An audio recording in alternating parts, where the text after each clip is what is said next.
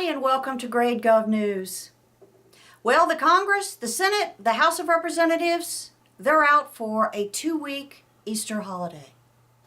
But before they went out of session, they were all about passing budget resolutions and sending to the President a continuing resolution. The continuing resolution fully funds our federal government, all of its agencies, through September 30. Before the Senate finished debating the continuing resolution, Senator Ted Cruz, the Republican from Texas, he'd offered an amendment to defund ObamaCare. Happy birthday, ObamaCare! ObamaCare turns 3 March 23rd today, and Senator Cruz tried to defund it when the Senate was debating the continuing resolution. Well, the amendment didn't pass. Senate Republicans, all 45 of them voted for the amendment, but all of the Senate Democrats voted against it. So the amendment didn't pass. And then the continuing resolution made it back over to the House of Representatives. They passed it, and the President has signed it into law, so our federal government is open for business through September 30th.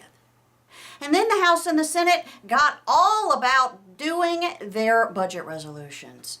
Remember, budget resolutions are not laws, they're policies. And during the Senate consideration of the budget resolution, Senator Cruz once again offered an amendment to defund ObamaCare. Once again, it lost. 45 senators voted for the amendment, and 54 senators voted against it, so it failed. But ObamaCare did get some other positive votes.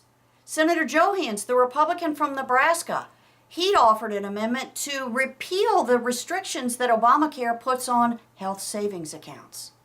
Remember, health savings accounts were created back in 2002 under the Bush administration.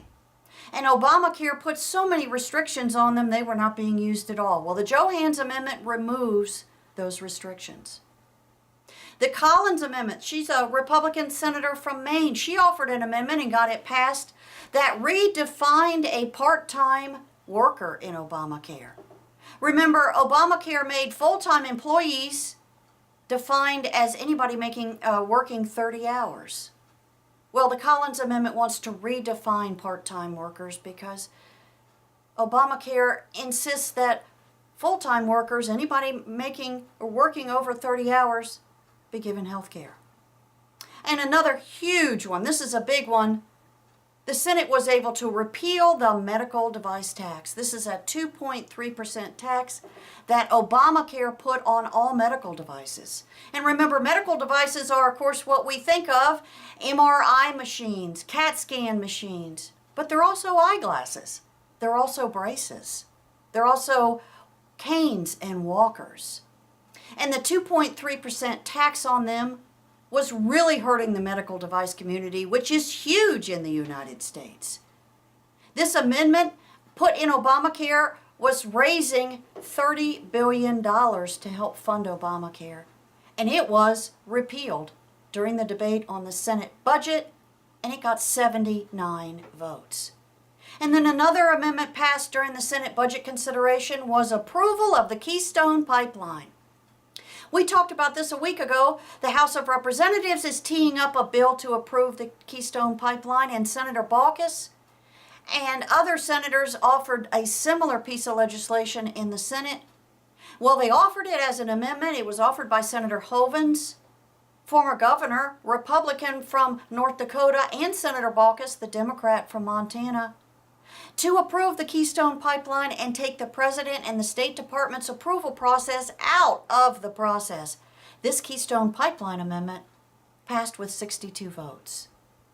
And then when the House of Representatives was debating their budget resolution, Paul Ryan put a provision in there that defunds Obamacare too, and it uses the money to balance the budget in 10 years. So happy birthday, Obamacare. In the meantime, now you kind of understand maybe why Senator Harry Reid didn't want to do budgets, hasn't wanted to do budgets for 4 years.